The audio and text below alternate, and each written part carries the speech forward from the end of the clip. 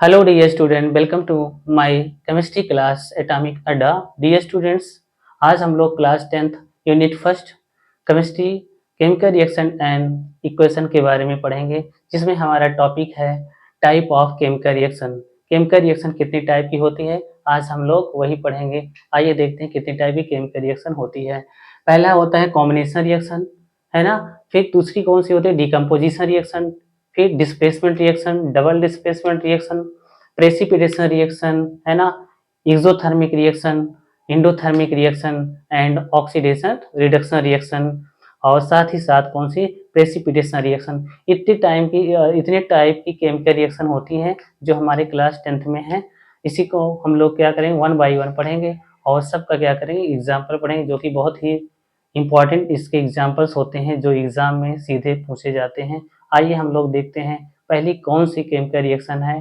पहली रिएक्शन है combination reaction, है ना। आइए पढ़ते हैं कॉम्बिनेशन रिएक्शन के बारे में।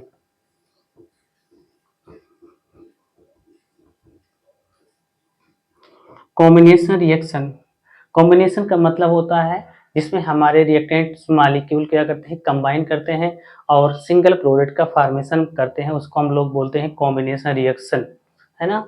कॉम्बिनेशन रिएक्शन में क्या होता है, सिंगल प्रोडक्ट का फॉर्मेशन होता है, उसी को हम लोग बोलते हैं combination reaction.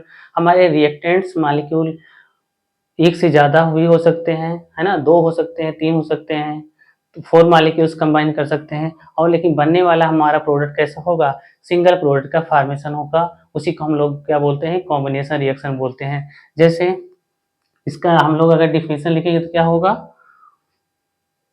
Two O are more, ऐसे लिखना है, two or more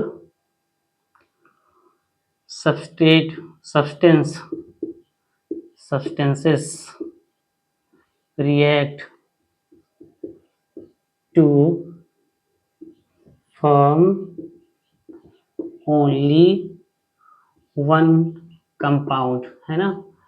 more than two substance react करके या कंबाइन करके एक ही प्रोडक्ट का फॉर्मेशन करते हैं तो उसको हम लोग कौन सा रिएक्शन बोलते हैं, कॉम्बिनेशन रिएक्शन बोलते हैं।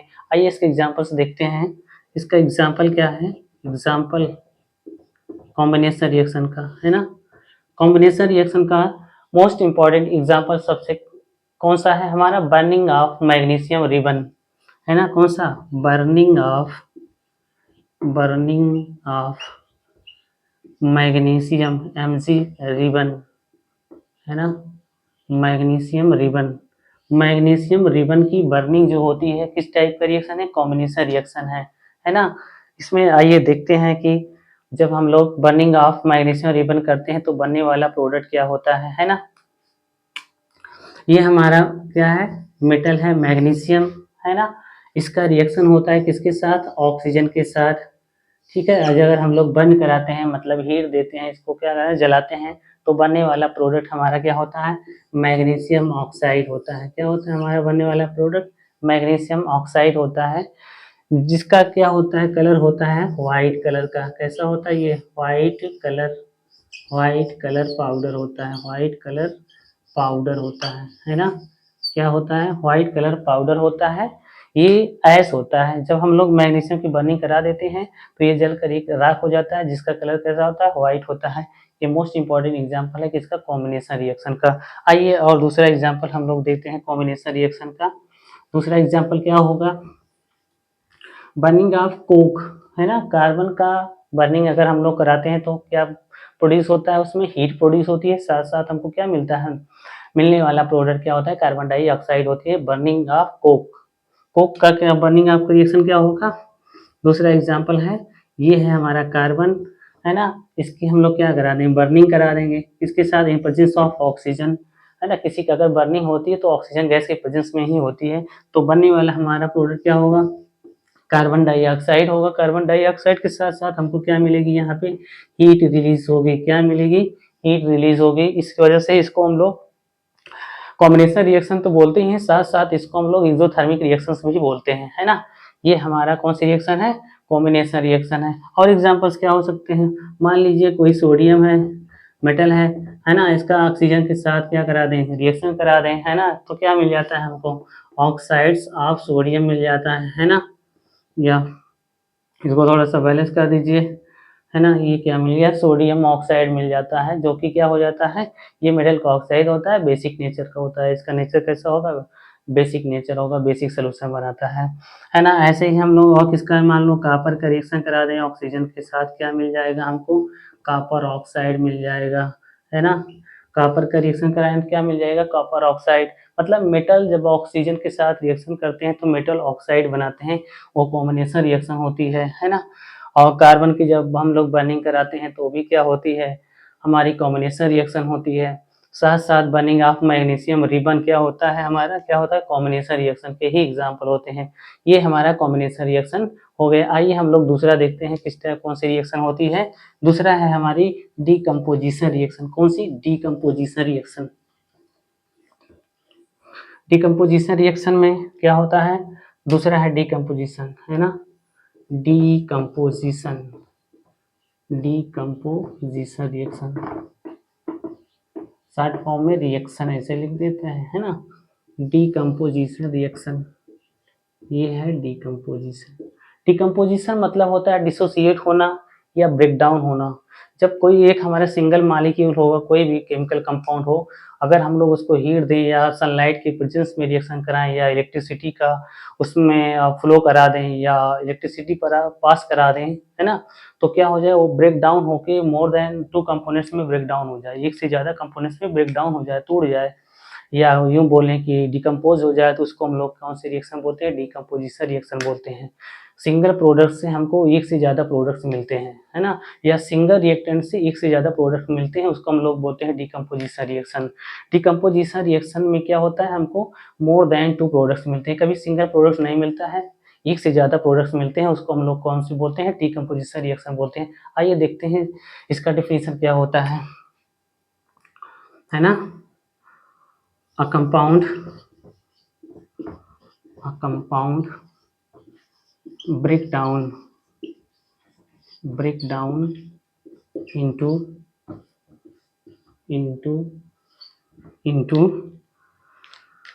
into two or more components चाहे बोलिए चाहे क्या बोलिए, कंपाउंड्स बोलिए, है ना। जब हमारा a single compounds break down into 2 or more components in presence of heat, sunlight or electricity, है ना, तब इस रिएक्शन को हम लोग कौन से रिएक्शन बोलते हैं, डीकम्पोजिशन रिएक्शन बोलते हैं। अगर मान लीजिए हीट की प्रेजेंस में हमारी डीकम्पोजिशन रिएक्शन हो रही है तो उसको हम लोग कौन सी बोलते हैं, थर्मल डीकम्पोजिशन या थर्मोलिसिस बोलते हैं, है ना। हीट की प्रेजेंस में रिएक्शन होने वाली पहली कौन सी होती है, इसमें 3 टाइप के डीकम्पोजिशन रिएक्शंस होते हैं। कौन सी, थर्मोलिसिस, और दूसरा होता है इलेक्ट्रोलिसिस, थर्ड होता है हमारा फोटोकेमिकल रिएक्शन। तो पहला हम लोग कौन सा पढ़ेंगे, सबसे पहली डिकम्पोजिशन रिएक्शन का पहले एग्जाम्पल दे दें। मान लीजिए कौन सा है, मान लो हमारा क्या है, एग्जाम्पल इसका देना चाहें, है ना, एग्जाम्पल है मान लो, है ना, एग्जाम्पल अगर इसका देंगे मान लो, तो हम लोग एक सॉलिड मटेरियल ले रहे हैं, लाइमस्टोन, है ना, लाइमस्टोन है, क्या है, लाइमस्टोन। लाइमस्टोन का केमिकल फार्मूला क्या होता है, कैल्शियम कार्बोनेट होता है। इसको हम लोग क्या कराएंगे, हीट करा देंगे। कैल्शियम कार्बोनेट को जब हीट कराते हैं तो हमको क्या मिलता है, कैल्शियम ऑक्साइड मिलता है, और साथ ही साथ कार्बन डाइऑक्साइड गैस मिलती है ना। ये हमारा क्या है, लाइमस्टोन है ना, या कैल्शियम कार्बोनेट है। इसको हम लोग क्या करते हैं, हीट कराते हैं। हीट कराने के बाद किसमें ब्रेक डाउन हो जाएगा, कैल्शियम ऑक्साइड में और कार्बन डाइऑक्साइड में। कैल्शियम ऑक्साइड को हम लोग क्या बोलते हैं, लाइम, है ना, क्विक लाइम बोलते हैं इसको, क्या बोलेंगे, क्विक लाइम बोलेंगे, क्विक लाइम। या इसी को हम लोग क्या बोलते हैं, बुझा चूना बोलते हैं, है ना, बुझा हुआ चूना है। तो ये क्या है, लाइमस्टोन है, ये लाइमस्टोन है ना, ये इसके नेम्स हैं, लाइमस्टोन। अब देखो यहाँ पे कैल्शियम कार्बोनेट है, सिंगल हमारा जो रिएक्टेंट मॉलिक्यूल है, ये ब्रेक डाउन हो गया हीट की वजह से, किससे, कैल्शियम ऑक्साइड में और कार्बन डाइऑक्साइड में। अब यहाँ पे 2 कंपोनेंट्स हमको मिले हैं, इस वजह से इसको हम लोग कौन सी बोलते हैं, डिकम्पोजिशन रिएक्शन बोलते हैं, वो भी अगर हीट के प्रेजेंस में हो रही है तो इसको हम लोग क्या बोलते हैं, थर्मल डिकम्पोजिशन रिएक्शन बोलते हैं, है ना, थर्मल डिकम्पोजिशन रिएक्शन। आइए और बहुत सारे एग्जांपल्स हम लोग किसके देते हैं, थर्मल डिकम्पोजिशन रिएक्शन के। ये थर्मल डिकम्पोजिशन पढ़ रहे हैं हम लोग, इसमें ये पहला एग्जाम्पल था। और दूसरा ये देखते हैं, जैसे मान लो क्या है, दूसरा एग्जाम्पल है, दूसरा हम लोग क्या ले लें, पोटेशियम क्लोरेट ले लें। पोटेशियम क्लोरेट का अगर हम लोग डिकम्पोजिशन कराते हैं तो हमको क्या मिलता है, पोटेशियम क्लोराइड मिलता है और ऑक्सीजन गैस मिलती है। तो देखिए क्या है, मान लो यहाँ पोटेशियम क्लोरेट है 2KClO3, इसको हीट करा देंगे हम लोग। हीट कराने के बाद हमको क्या मिलेगा, यहाँ पे हीट कराने के बाद यहाँ पे मिलेगा पोटेशियम क्लोराइड और ऑक्सीजन गैस 3O2, है ना, 3O2 ऑफ मॉलिक्यूल्स। यहाँ पे देखिए जो हमारा पोटेशियम क्लोरेट है ये ब्रेक डाउन किस में हो गया, दो मॉलिक्यूल्स में ब्रेक डाउन हो गया, एक हमारा पोटेशियम क्लोराइड और दूसरा हमारा ऑक्सीजन। इस रिएक्शन को हम लोग क्या बोलते हैं, थर्मल डिकम्पोजिशन रिएक्शन। ये हीट की प्रेजेंस में होने वाली रिएक्शन है, इसलिए इसको हम लोग क्या बोलते हैं, थर्मल डिकम्पोजिशन रिएक्शन बोलते हैं। ये बहुत ही इंपॉर्टेंट एग्जाम्पल है ना, बोर्ड एग्जाम के लिए ये बहुत ही इंपॉर्टेंट रिएक्शन है। दूसरा है कैल्शियम कार्बोनेट का डिकम्पोजिशन कैल्शियम ऑक्साइड में और कार्बन डाइऑक्साइड में। दूसरा है कि तीसरा एग्जाम्पल है हमारा बहुत इंपॉर्टेंट है, लेड नाइट्रेट का डिकम्पोजिशन। लेड नाइट्रेट का अगर हम लोग डिकम्पोजिशन कराएं, मान लो PbNO3 का होल ट्वाइस है, ये लेड ऑक्साइड में ब्रेक डाउन हो जाएगा और नाइट्रोजन डाइऑक्साइड में और ऑक्सीजन में ब्रेक डाउन हो जाता है। इसको बैलेंस करेंगे तो यहाँ आ जाएगा 2PbO और यहाँ पे 4NO2, है ना। टोटल ऑक्सीजन कितना हो गया 2 और यहाँ पे कितना है 10 12, है ना, यहाँ भी 12 ऑक्सीजन है। ये लेड नाइट्रेट है और इसका रंग, इसका कलर कैसा होता है, इस बनने वाली गैस का कलर होता है ब्राउन कलर का गैस होता है। ये लेड नाइट्रेट है, कलरलेस होता है। जब हम लोग इसको हीट कराते हैं तो ये लेड ऑक्साइड और हमारा नाइट्रोजन डाइऑक्साइड और ऑक्सीजन गैस में ब्रेक डाउन हो जाता है। इसको हम लोग कौन सा बोलते हैं, थर्मल डिकम्पोजिशन रिएक्शन बोलते हैं। ऊपर वाला भी थर्मल डिकम्पोजिशन रिएक्शन ही है। आइए हम और एक एग्जांपल देखते हैं इसका। मान लो एक एग्जांपल हम लोग रहे हैं क्या, फेरस सल्फेट। फेरस सल्फेट को जब हम लोग हीट कराते हैं, फेरस सल्फेट का एग्जांपल क्या होता है, मान लो फोर्थ एग्जांपल हम लोग अगर दे रहे हैं किसका, फेरस सल्फेट का। फेरस सल्फेट का होता है FeSO4, क्या है, FeSO4 होता है फेरस सल्फेट का, है ना। और इसका हम लोग क्या कराते हैं, डिकम्पोजिशन कराते हैं हीट की प्रेजेंस में, तो बनने वाला प्रोडक्ट हमारा क्या हो जाएगा, फेरिक ऑक्साइड, है ना, फेरिक ऑक्साइड मिल जाएगा हमको। और क्या मिल जाएगा, सल्फर डाइऑक्साइड और सल्फर ट्राईऑक्साइड गैस मिल जाता है ना। मतलब फेरिक ऑक्साइड, सल्फर डाइऑक्साइड और सल्फर ट्राईऑक्साइड, ये हमारा क्या है, फेरस सल्फेट है। इसको हम लोग हीट की प्रेजेंस में क्या करा दिए, ब्रेक डाउन करा दिए 3 कंपोनेंट्स में। तो इस प्रकार से ये कौन सी रिएक्शन है, थर्मल डिकम्पोजिशन रिएक्शन है। क्यों, क्योंकि ये हीट की प्रेजेंस में हो रही है और हमको एक रिएक्टेंट या एक सबस्ट्रेट से एक से ज़्यादा प्रोडक्ट्स मिल रहे हैं। इस वजह से हम लोग इसको क्या बोलते हैं, थर्मल डिकम्पोजिशन रिएक्शन बोलते हैं, है ना। ये डिकम्पोजिशन रिएक्शन थी और कॉम्बिनेशन रिएक्शन थी। दोनों के एग्जाम्पल्स और दोनों की डिफिनेशन हो चुकी है। बहुत ही इंपॉर्टेंट दोनों रिएक्शन हैं। नेक्स्ट रिएक्शन हम लोग कौन सी पढ़ेंगे, नेक्स्ट रिएक्शन हम लोग पढ़ेंगे डिस्प्लेसमेंट रिएक्शन। अब डिस्प्लेसमेंट रिएक्शन क्या होता है, डिस्प्लेसमेंट रिएक्शन से जानने से पहले डिस्प्लेसमेंट वर्ड को जानिए। सबसे पहले डिस्प्लेसमेंट होता क्या है, मान लीजिए कोई एक ऑब्जेक्ट हो और वो दूसरे ऑब्जेक्ट द्वारा डिस्प्लेस कर दी जाए, है ना, और जो हमारा सेकंड ऑब्जेक्ट हो, जो इनकमिंग ऑब्जेक्ट है, उसके प्लेस पे आ जाए तो उसको हम लोग क्या बोलते हैं, डिस्प्लेसमेंट बोलते हैं। वैसे केमिकल रिएक्शंस में अगर कोई हमारा एक कंपाउंड होता है तो कंपाउंड के जो एटम्स होते हैं किसी दूसरे कंपाउंड के एटम्स से रिप्लेस कर दिए जाते हैं, है ना, उसी को हम लोग क्या बोलते हैं, डिस्प्लेसमेंट रिएक्शन बोलते हैं, या डिस्प्लेस कर दिए जाते हैं। डिस्प्लेस करने की टेंडेंसी होती है एलिमेंट्स की। अगर किसी की रिएक्टिविटी किसी एलिमेंट से ज़्यादा है तो क्या करता है, उसको पहले डिस्प्लेस कर देता है ना। जैसे मान लीजिए आयरन है और क्या नाम है, एल्युमिनियम है और जिंक है, तो इसमें किसकी रिएक्टिविटी ज़्यादा होगी, जिसकी रिएक्टिविटी ज़्यादा होगी वो क्या करेगा, कम रिएक्टिव वाले एलिमेंट्स को क्या करेगा, डिस्प्लेस कर देगा रिएक्शन से। तो इसी को हम लोग क्या बोलते हैं, डिस्प्लेसमेंट रिएक्शन बोलते हैं। आइए देखते हैं डिस्प्लेसमेंट रिएक्शन क्या होती है और इसके एग्जांपल्स क्या होते हैं, है ना। डिस्प्लेसमेंट रिएक्शन कौन सी रिएक्शन, डिस्प्लेसमेंट थर्ड रिएक्शन है, बहुत इंपॉर्टेंट है। डिस्प्लेसमेंट रिएक्शन 2 टाइप की होती है। ये कौन सी होती है, सिंगल डिस्प्लेसमेंट, एक होता है डबल डिस्प्लेसमेंट। तो सबसे पहले तो हम लोग पढ़ेंगे क्या, डिस्प्लेसमेंट रिएक्शन, डिस्प्लेसमेंट रिएक्शन, है ना, कौन सी, डिस्प्लेसमेंट रिएक्शन, है ना, डिस्प्लेसमेंट रिएक्शन पढ़ेंगे। तो डिस्प्लेसमेंट रिएक्शन में डेफिनेशन क्या होती है, जब किसी कंपाउंड्स में कंपाउंड का एटम किसी दूसरे कंपाउंड के एटम से क्या हो जाए, डिस्प्लेस हो जाए, तो उसको हम लोग क्या बोलते हैं, डिस्प्लेसमेंट रिएक्शन बोलते हैं। आइए देखते हैं क्या होता है displacement. When an atom of a compound is displaced by another atom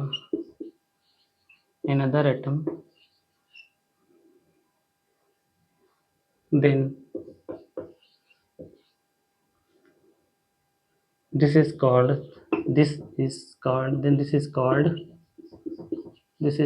displacement reaction। क्या कहलाएगा, डिस्प्लेसमेंट रिएक्शन कहलाएगा, डिस्प्लेसमेंट रिएक्शन, है ना। किसी कंपाउंड में, कंपाउंड का जो भी एटम हो, चाहे एक एटम हो, चाहे दो एटम हो, तीन एटम हो, अगर एलिमेंट्स हैं तो एटम होंगे, तो उन्हीं एटम्स को अगर रिप्लेसमेंट किसी दूसरे एटम से हो जा रहा है तो उसको हम लोग क्या बोलते हैं, डिस्प्लेसमेंट रिएक्शन बोलते हैं। तो सबसे पहले हम लोग कौन सी रिएक्शन पढ़ेंगे, डिस्प्लेसमेंट में मान लीजिए ऐसे हम लोग फ्लो डायग्राम मतलब एक रिप्रेजेंटेशन देखें इनके रिएक्शन का। मान लीजिए एक हमारे रिएक्टेंट मॉलिक्यूल है AB, है ना, कौन सा है, AB है, और रिएक्ट कर रहा है किसके साथ, जेड के साथ। AB मॉलिक्यूल है और जेड के साथ क्या कर रही है, रिएक्ट कर रही है। तो हमारा बनने वाला प्रोडक्ट क्या होगा, आइए देखते हैं। जैसे मान लीजिए अब यहाँ से हमारा जो प्रोडक्ट बन गया बन जाए AZ प्लस B, है ना। तो ये क्या है, सिंगल डिस्प्लेसमेंट रिएक्शन का रिप्रेजेंटेशन है। क्यों, क्योंकि मान लो AB में कितने एटम्स हैं, A और B हैं, और Z क्या है, हमारा दूसरा कंपाउंड का एलिमेंट है। अब Z क्या कर रहा है, B को रिप्लेस कर दे रहा है। इसका मतलब कि जो Z की रिप्लेसमेंट की टेंडेंसी क्या है, B से ज़्यादा है। इट मीन्स जो हमारा Z है वो ज़्यादा रिएक्टिव किससे, B से, इसलिए हमारा क्या बनता है, AZ बन जाता है। और सोल्यूशन जो भी होगा या कुछ भी होगा रिएक्शन में, हमारा B क्या हो जाएगा, डिस्प्लेस हो जाता है ना, क्योंकि इसकी रिएक्टिविटी कम थी। इसका एग्जांपल क्या है, मान लो जिंक का रिएक्शन हम लोग क्या करा रहे हैं, सल्फ्यूरिक एसिड के साथ करा रहे हैं, बहुत फेमस एग्जांपल है ना। जिंक का रिएक्शन करा दें सल्फ्यूरिक एसिड के साथ, बनने वाला प्रोडक्ट क्या होगा, हमारा ZnSO4 होगा, और रिलीज होने वाली गैस कौन सी होगी, हाइड्रोजन गैस होगी। यहाँ पे जो हमारा जिंक मेटल है वो हाइड्रोजन से ज़्यादा रिएक्टिव है, इस वजह से क्या करता है, हाइड्रोजन को रिप्लेस कर देता है रिएक्शन से। तो यहाँ पे ओनली वन एलिमेंट या क्या कर रहा है, हाइड्रोजन को डिस्प्लेस कर रहा है, तो इस वजह से क्या हो रहा है, ये सिंगल डिस्प्लेसमेंट रिएक्शन है। अगर हम लोग इसका टेस्ट करें कि निकलने वाली गैस हाइड्रोजन है कि नहीं है, तो क्या करते हैं, हाइड्रोजन गैस जब हम लोग टेस्ट ट्यूब में इसका रिएक्शन कराते हैं तो इवॉल्व होने वाली हाइड्रोजन गैस है कि नहीं, जिसको टेस्ट करने के लिए हम लोग क्या करते हैं, एक बर्निंग कैंडल लेके जाते हैं, उसके माउथ पर टेस्ट ट्यूब के, तो क्या हो जाता है, हमको पॉप साउंड होती है ना, फट फट की आवाज आती है। तो इससे हमको पता चल जाता है कि निकलने वाली गैस हमारी कैसी है, हाइड्रोजन गैस है ना। बाकी पता नहीं चलता, क्योंकि हाइड्रोजन गैस क्या होती है, कलरलेस होती है और इसका कोई ऑर्डर नहीं होता है, ना ही महकती है ये, है ना, ना तो कोई स्मेल होती है, बैड स्मेल भी नहीं होती, ना प्लीजेंट स्मेल होती है। तो इसका टेस्ट हम लोग कैसे करते हैं, जब कैंडल लेके जाते हैं तो कैंडल में चिटचिटाहट की आवाज आती है, तो उसको हम लोग क्या बोलते हैं, पॉप साउंड आवाज आ रही है। इस वजह से पता चलता है कि निकलने वाली गैस हमारी क्या है, हाइड्रोजन गैस है ना। तो ये सिंगल डिस्प्लेसमेंट का रिएक्शन है। अब डबल डिस्प्लेसमेंट रिएक्शन हम लोग पढ़ेंगे। आइए सिंगल डिस्प्लेसमेंट का और एग्जांपल ले लें। मान लो हम लोग किसका रिएक्शन करा रहे हैं, मान लो जिंक का रिएक्शन कराएं किसके साथ, हाइड्रोक्लोरिक एसिड के साथ, HCl के साथ रिएक्शन कराएं, तो बनने वाला हमारा प्रोडक्ट क्या हो जाएगा, जिंक क्लोराइड, और H2 गैस रिलीज हो जाएगी। यहाँ इसको बैलेंस कर दीजिए, है ना। यहाँ भी क्या है, हाइड्रोक्लोरिक एसिड में हाइड्रोजन प्रेजेंट है, हाइड्रोजन एलिमेंट की रिएक्टिविटी क्या होती है, यहाँ पे हाइड्रोजन से क्या होगी, कम होगी, तो इजीली क्या हो जाएगा, यहाँ से हाइड्रोजन गैस हमारी इवॉल्व हो जाएगी, है ना। इसका भी अगर टेस्ट करना है तो क्या होगा, बर्निंग हम लोग कैंडल को लेके जाएंगे और क्या आएगी, पॉप साउंड आएगा। तो इसी रिएक्शन को हम लोग क्या बोलते हैं, सिंगल डिस्प्लेसमेंट रिएक्शन बोलते हैं। आइए देखते हैं डबल डिस्प्लेसमेंट रिएक्शन कौन सी, डबल डिस्प्लेसमेंट रिएक्शन क्या होती है ना। डबल डिस्प्लेसमेंट रिएक्शंस में क्या होते हैं, दो कंपोनेंट्स होते हैं और दोनों कंपोनेंट्स के जो आयंस होते हैं आपस में एक्सचेंज होते हैं, है ना, exchange of two ions. Double displacement क्या होता है, डबल डिस्प्लेसमेंट, ये मार्कर चल नहीं रहे हैं, डबल डिस्प्लेसमेंट, डबल डिस्प्लेसमेंट है ना, यहाँ लिख देना एक्सचेंज ऑफ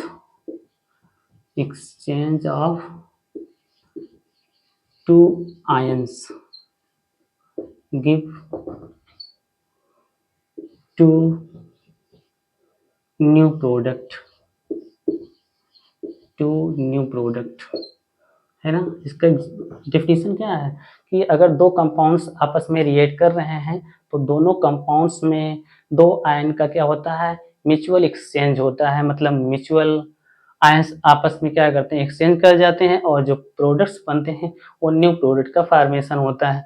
ये न्यू प्रोडक्ट का फॉर्मेशन क्यों होता है, क्योंकि जो हमारे दो रिएक्टेंट्स मॉलिक्यूल होते हैं उसमें दोनों आयंस का क्या होता है, एक्सचेंज होता है और बनने वाला प्रोडक्ट हमारा नया सब्सटेंस प्राप्त हो जाता है। इसी को हम लोग क्या बोलते हैं, डबल डिस्प्लेसमेंट रिएक्शन बोलते हैं। ठीक है, इसका जैसे मान लो हम लोग एग्जाम्पल दें, A B plus C D है ना, ए बी और सी डी आपस में रिएक्ट कर रहे हैं। ए है इसमें एक कंपोनेंट, एक बी है, सी है, डी है। मान लो क्या बन जाए, ए डी बन जाए और क्या मिल जाए हमको, बी सी मिल जाए। तो क्या हुआ, बी और सी आपस में एक्सचेंज हो गए और ए और डी आपस में क्या हो गए, एक्सचेंज हो गए। तो यहाँ पे बनने वाला प्रोडक्ट हमको दो न्यू प्रोडक्ट्स मिलते हैं जिसको हम लोग क्या बोलते हैं, डबल डिस्प्लेसमेंट रिएक्शन बोलते हैं, है ना। इसका एग्जांपल आइए लेते हैं, मान लो क्या ले लें हम लोग, बेरियम क्लोराइड ले लें, है ना। बेरियम क्लोराइड इसका बहुत इंपॉर्टेंट एग्जांपल है, क्या, बेरियम क्लोराइड और सोडियम सल्फेट ले लें, है ना। बेरियम क्लोराइड और सोडियम सल्फेट, इन दोनों का आपस में सोल्यूशन ले लो और टेस्ट ट्यूब में आपस में मिक्स कर दो।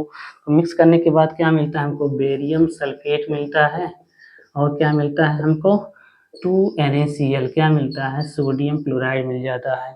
तो यहाँ से मिलने वाला जो बेरियम सल्फेट होता है इसका कलर कैसा होता है, वाइट कलर का पीपीटी मिलता है। जब वाइट कलर का पीपीटी बन जाए और बेरियम क्लोराइड और सोडियम सल्फेट मिला के, तो हम लोग जान जाते हैं कि ये डबल डिस्प्लेसमेंट रिएक्शन है। इसमें टू आयन का क्या हुआ, एक्सचेंज हुआ है। देखो यहाँ पे क्या है, बेरियम है, यहाँ पे सोडियम है ना, यहाँ क्लोरीन है, यहाँ पे सल्फेट है। तो बेरियम किसके साथ चला गया, सल्फेट के साथ एक्सचेंज हो गया यहाँ पे, और यहाँ पे क्लोरीन किसके साथ एक्सचेंज हो गई, सोडियम मेटल के साथ एक्सचेंज हुई। मतलब क्या होता है, एक का एनायन दूसरे के केटायन के साथ पार्टिसिपेट कर लेता है और दूसरे का एनायन नेक्स्ट वाले केटायन के साथ पार्टिसिपेट हो जाता है। इस वजह से बोलते हैं हम इसको म्यूचुअल शेयरिंग होता है। दोनों ही साइमल्टेनियस शेयरिंग होती है, मतलब एक्सचेंज होते हैं आयंस के।